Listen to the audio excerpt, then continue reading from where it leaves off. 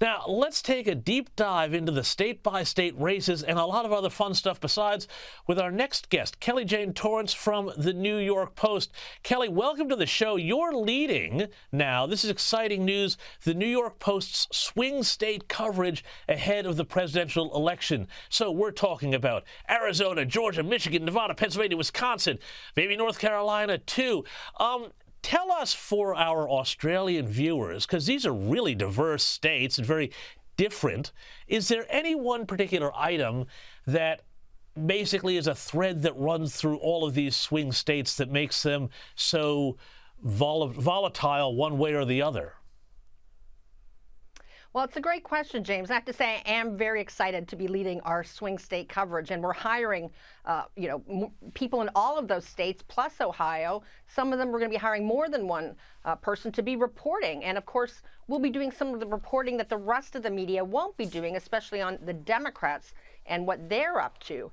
And I have to say, it's been a great learning experience just interviewing people for the positions. Obviously, I know something about all of those states, but when you talk to people who have been on the ground there for years, you get a real deep dive into what's going on. And, the economy, of course, is often the issue that decides elections, but it has a bigger role in some states than others, is one thing I am hearing.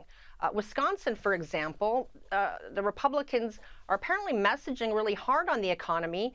It's not really, voters aren't really relating to that.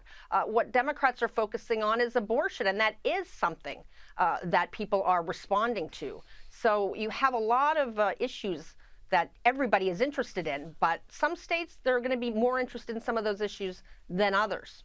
I think one of the things that's interesting to me here is how a lot of these states, many of these states don't have a big metropolitan urban conurbation in them, which is obviously always usually a big center of gravity for the Democrats. Is it the fact that there's more rural voters? And just, in my experience, whenever I'm back in the states, going to places like upstate New York or Pennsylvania, economic concerns still, though, drive things. So you mentioned, though, the abortion issue, reproductive rights. Is there a plot by the Democrats to really activate women voters in some of these states to try and get those back over in the Democrat column? There definitely is. And ever since the Dobbs Supreme Court decision, which of course overturned Roe v. Wade, Democrats have been really campaigning. They used it in the midterms, and they're going to be continuing to use it because it has worked for them. It has drawn turnout for them.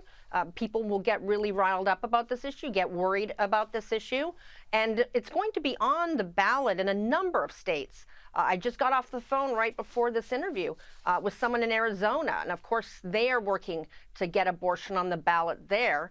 There's been a lot of stuff going on in the legislature and the Supreme Court in that state. So if that's on the ballot, that really can change things. Now, Arizona, it's almost like there's one huge metropolitan area with Phoenix, of course, and then Tucson's not too far away. Then you have Nevada, which is a huge state.